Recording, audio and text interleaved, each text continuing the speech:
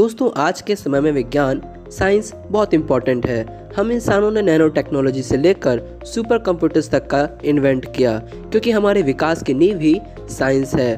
पर कुछ समय पहले या फिर पुराने समय में कुछ ऐसे इन्वेंशंस हुए जो कि अपने समय में बहुत आगे की सोच रखते थे, और अगर हम आज वो इन्वेंशन देख पाते या उनके ऊपर आगे काम कर पाते तो इसमें कोई शक नहीं था कि हम फ्यूचर की ओर और कदम बढ़ा चुके होते।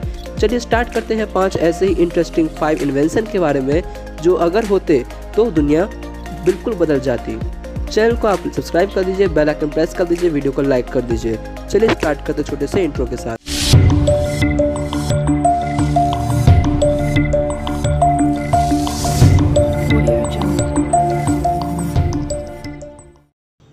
Number 1, wireless power transmission. Nikola Tesla एक महान वैज्ञानिक थे। आपने इनके बारे में जरूर सुना होगा। एसी करंट मतलब अल्टरनेटिंग करंट में इनका काफ़ी योगदान रहा है। टेस्ला चाहते थे कि वे सभी घरों में, फैक्ट्री में, हर जगह वायरलेसली तरीके से इलेक्ट्रिसिटी को डिस्ट्रीब्यूट करें। मतलब वो बिना तारों के विद्युत को एक जगह से दूसरे जगह तक भेजना चाहते थे। 1891 से 1898 के बीच उन्होंने ऐसा किया भी। टेस्ला ने अपने टेस्ला कॉइल में लगे रेडियो फ्रीक्वेंसी रेजोनेंट ट्रांसफार्मर के द्वारा हाई वोल्टेज और हाई फ्रीक्वेंसी अल्टरनेटिंग करंट बनाया और उसे वायरलेसली तरीके से शॉर्ट डिस्टेंस तक भेजा भी। पर इसे एक बड़े स्केल पर करने के लिए, मतलब एक पूरे शहर को इस तरीके से इलेक्ट्रिसिटी डिस्ट्रीब्यूट करने के लिए उन्हें पर्याप्त धनराशि नहीं मिल पाई और एक महान इन्वेंशन होने से रह गया है। ऐसा भी कहा जाता है कि इस एक्सपेरिमेंट के दौरान आसमान में बिजली चमकती थी जिससे वहाँ के स्थानीय लोग काफ़ी डरे रहते थे। यह भी कारण है कि इन्वेंशन सफल नहीं हो पाया। Number 2, starlight. स्टारलाइट एक इंटुमिसेंट मटेरियल है। ऐसा दावा किया गया कि अत्यधिक गर्मी से सामना और इंसुलेट करने में यह सक्षम है। इसका आविष्कार ब्रिटिश हेयर ड्रेसर और शौकिया रसायनज्ञ मॉरिस वॉट द्वारा 1970 और 1980 के दशक के दौरान किया गया था। स्टारलाइट पर एक लेज़र बीम से हमला किया गया जो 10,000 डिग्री सेल्सियस गर्म होती है, पर इस पदार्थ पर कोई प्रभाव नहीं पड़ा। इसी रेडियो पर दिखाए जाने वाले एक चैनल साइंस एक्ट टेक्नोलॉजी के शो में वॉरिस ने यह लाइव प्रसारण करके बताया कि किस तरह से उन्होंने अंडे पर स्टारलाइट की परत चढ़ाई और उसे ब्लो लैंप के आगे 5 मिनट तक छोड़ दिया और उसे फिर हाथ से उठा लिया, जिससे पता चलता है कि उसका ऊपरी सतह बिल्कुल भी गर्म नहीं था और अंडा भी अंदर से कच्चा था। पर इस स्टारलाइट को बनाने का जो फॉर्मूला मॉरिस ने किसी को नहीं बताया ताकि इसका गलत इस्तेमाल न किया जा सके। सन 2011 में इनकी मृत्यु के साथ ही यह फॉर्मूला भी खत्म हो गया। Number 3, cloud buster. यह ऑस्ट्रियाई मनोविश्लेषक विलियम रीच द्वारा डिज़ाइन किया गया उपकरण था। रीच ने यह दावा किया कि यह मशीन वायुमंडल में मौजूद आर्गन एनर्जी नामक चीज़ में हेरफेर करके बारिश पैदा कर सकता है।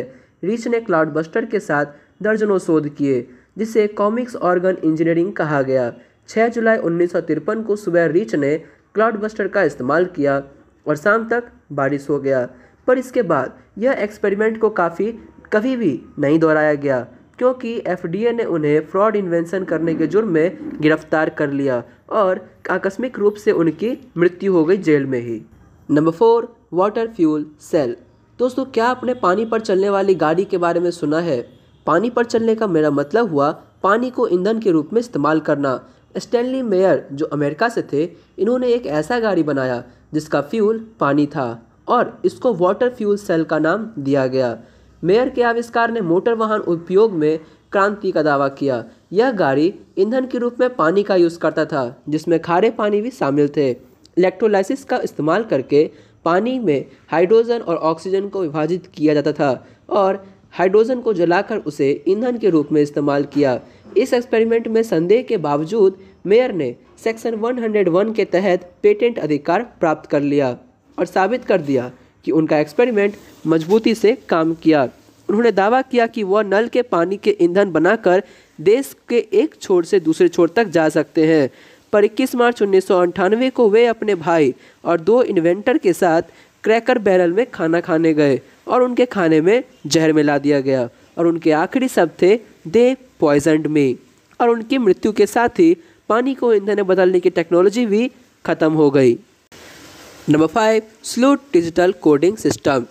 जब भी आप नया फ़ोन लेते हैं तो सबसे पहले उसका स्टोरेज चेक करते हैं कि phone 16 GB, 32 GB, 64 GB, 128 GB etcetera कितने का है, पर फिर भी वह कम पड़ ही जाता है। इसी का एक हल डच के टेक्नीशियन रोम की जेन बर्नहार्ड स्लूट ने निकाला, जिसको नाम दिया गया स्लूट डिजिटल कोडिंग सिस्टम, जिसमें डाटा के साइज को कंप्रेस कर दिया जाता था। उन्होंने दावा किया कि एक हॉलीवुड मूवी 8 किलोबाइट में सेव कर सकते हैं, और उन्होंने फ्लिक्स कंपनी के एग्जीक्यूटिव के सामने एक प्रेजेंटेशन दिया जिसमें उन्होंने 8 हॉलीवुड मूवी को सिर्फ 64 किलोबाइट में सेव करके वापस प्ले करके दिखा दिया। पर 11 सितंबर 1999 को रहस्यमयी तरीके से उनकी मौत हो गई, जिस फ्लॉपी डिस्क में उन्होंने उस सिस्टम का सोर्स कोड रखा था वो भी गायब हो गया और कभी नहीं मिला, और एक बहुत ही अच्छा डाटा कंप्रेशन टेक्नोलॉजी हमसे दूर हो गया। तो फ्रेंड्स, आपका क्या मानना है? क्या ये टेक्नोलॉजी या फिर जो इन्वेंशन किए गए थे उनका गायब हो जाना और उनके इन्वेंटर का भी किसी न किसी तरीके से मौत हो जाना या गायब हो जाना, क्या सिर्फ एक कोइंसिडेंस था या ये किसी की सोची समझी चाल थी? आप क्या सोचते हैं कमेंट बॉक्स में ज़रूर बताइएगा। वीडियो अच्छा लगे तो वीडियो को लाइक कीजिए, चैनल को सब्सक्राइब कीजिए और शेयर कीजिए, क्योंकि मैं ऐसी एजुकेशनल वीडियो आपके लिए लाता रहूँगा। Thank you friends for watching this. Hope you like this video. Take care. जय हिंद।